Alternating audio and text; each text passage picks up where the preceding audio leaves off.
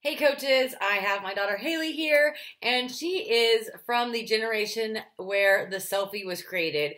She's always making fun of me because she's like, Mom, you don't know how to take good selfies. I thought my selfie game was pretty good, but apparently it's not. And I'm constantly seeing in my newsfeed coaches, and this is nobody in particular on our team, but coaches in the network that I've seen here and there posting pictures that are not things that I would really recommend, such as before pictures where they're covering their faces, or they're at weird angles where they're not really able to do a great side-by-side, or it's not, the most flattering picture after their workout. And so we wanted to give you some tips, and I thought nothing better than having a teenager who is on their phone all day, and I'm always catching her on Snapchat. That's her jam, and that is just like selfie kingdom right there. So I'm going to have her run through and give you a little tutorial about lighting, about facial expressions, about placement of your phone when taking a selfie. And I really hope that this helps you, because really we want our pictures on social media to pop. That way people are interested in what we're doing, and we don't have to look perfect, but we also want it to look flattering so that we're at the right angles. And the biggest thing is,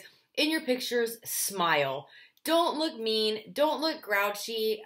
Even if that's what you're going for, that's not really what draws people into you. So try your hardest to smile, or have some facial expression that's going to make somebody stop scrolling and look at your picture, because it's an intense facial expression. It's a goofy facial expression. It's something that really shows who you are. So I hope that this helps. All right, everybody, Haley is here, and she's going to give you first a run through of the don'ts when it comes to taking selfies and taking pictures and using them on Facebook or Instagram. Okay, this is the first don't. I took this afternoon to show you guys.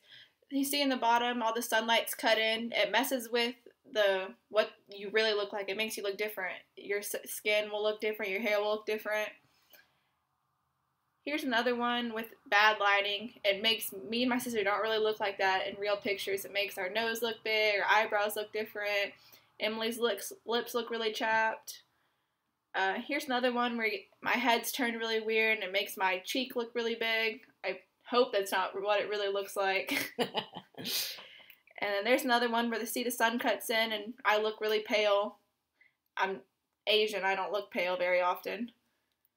So, also some don'ts are some really bad angles. I have some friends that take angle pictures from down here. It makes your chin look fat, makes your cheeks look big, your hair look bad.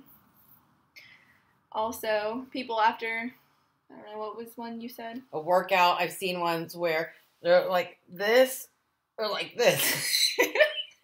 So I really suggest, listening to Haley and having different angles if you're wanting to take an after workout selfie. You don't have to look glam. Also, make sure not to get too close. You can cut off part of your face and then you don't look right.